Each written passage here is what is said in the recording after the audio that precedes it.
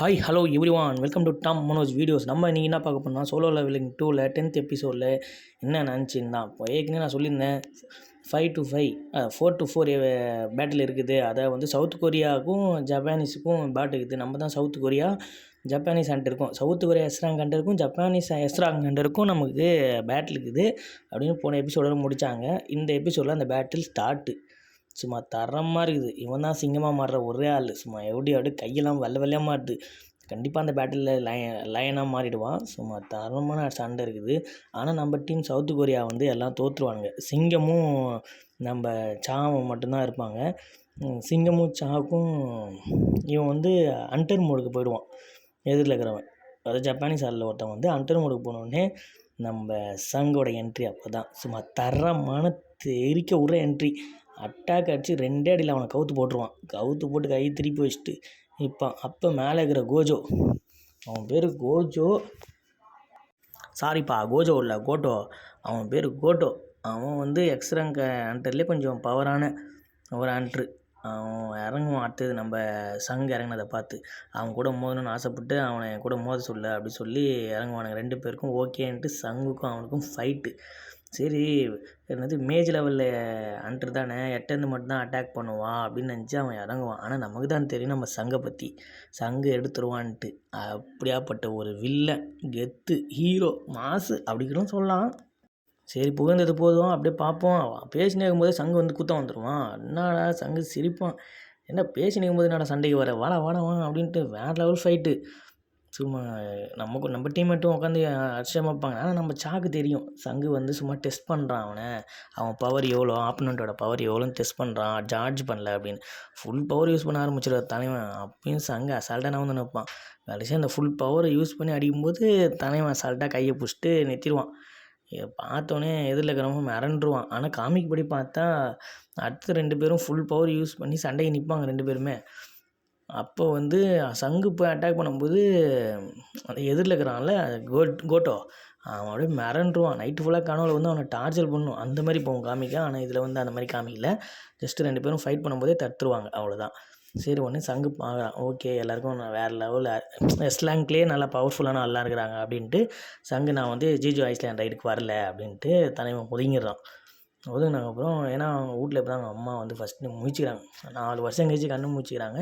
So அவங்க கூட time spend பண்ணணும் அப்படின்னு சொல்லிட்டு தலைவன் வந்து நீங்கள் மட்டும் போங்க நான் வரல அப்படின்ற மாதிரி ஜிஜி ஐஸ்லேருந்து போயிட்டான்.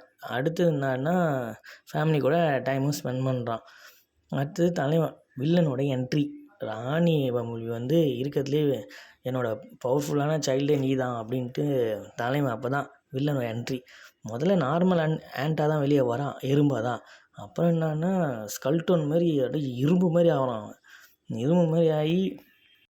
இரும்பு மாதிரி ஆகி சும்மா கையெல்லாம் செம்ம ஸ்ட்ராங்கு. அவன் ஸ்கல்லை அடிக்காத மாதிரி முதல்ல நார்மல் எலும்பாக தான் வந்து ஃபுல் பவரோடு நிற்கிறான். ராணி எலும்பும் வேறு லெவல். அவன் பிள்ளை இருக்கிறதுலே பவர், இவன் தான் லீட் பண்ணுவான் அப்படின்னு சொல்லிட்டு கெத்து காமிக்கிற மாதிரி.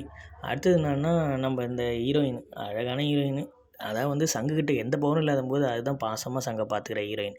அப்புறம் இவனுங்க 2 பேரும் ஃப்ரெண்ட்ஸு. ஆனால் பாவம் இந்த பையன் ஹீலரு, எஸ்ராங் ஹீலரு. பட் ஆனால் இவனுக்கு வந்து அடுத்த எபிசோடில் முடிச்சிருவாங்க தலைவன்.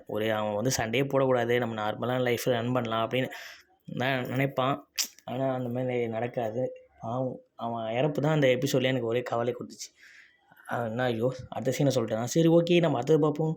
எப்படியும் எல்லாம் கிளம்புறாங்க ஃப்ளைட்டில். அதில் ஒரு கேமராமேன் ஏறாங்கன்ட்டு சும்மா தலைவன் இவன் கேமராமேன் லைவ் ஸ்டூட். அதான் எஸ்ராங்கோட ரைடை வந்து லைவாக டெலிகாஸ்ட் பண்ணுறதுக்காக ஒருத்தவங்க கூட அமைச்சிக்கிறாங்க.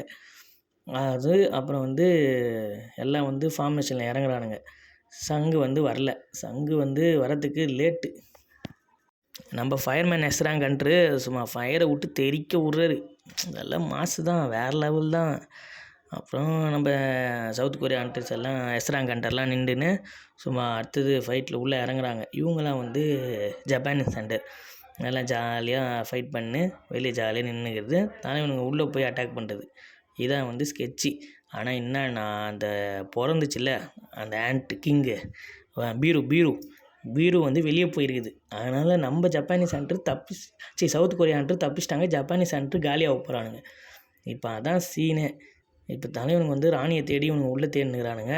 வெளியே வந்து அவனுங்க அந்த ஆண்ட்டெல்லாம் வெளியே எடுத்து அவனுங்க வந்து வெளியே சம்பவம் பண்ணுறானுங்க. எல்லாம் ஆண்ட்டையும் கொல்றதா. அந்த பெரிய முட்டையை பார்த்து எல்லாம் ஷாக்கு. இங்கே வெளியே வந்து பேசினுருக்காங்க. என்னை ஹீல் பண்ணுன்னு தலைவன் ஒருத்தன் சொல்கிறான். இந்த பொண்ணு ஏஞ்சி நிற்கிது. தலையை காணோம். தெறிக்க விட்டானுங்க. இவனுங்க 2 பேரும் ஷாக்கில் பார்க்க எபிசோட க்ளோஸே பண்ணிட்டானுங்க. அடுத்தது யார்? நம்ம தலைவன் பீரு என்ட்ரி தான் அந்த இடத்துல. பீரு சும்மா இவனுங்க 2 பேரையும் வச்சு சம்பவம் செய்ய போகுது. அந்த சம்பவம் ஒன்றும் கிடையாது. இவனுங்க தலையும் பிச்சு கெடாசிரும். அதுதான் எல்லா தலையும் வெட்டி கெடாச போகுது அடுத்த எபிசோடில். அடுத்த எபிசோடை பற்றி கண்டிப்பாக சொல்கிறேன்.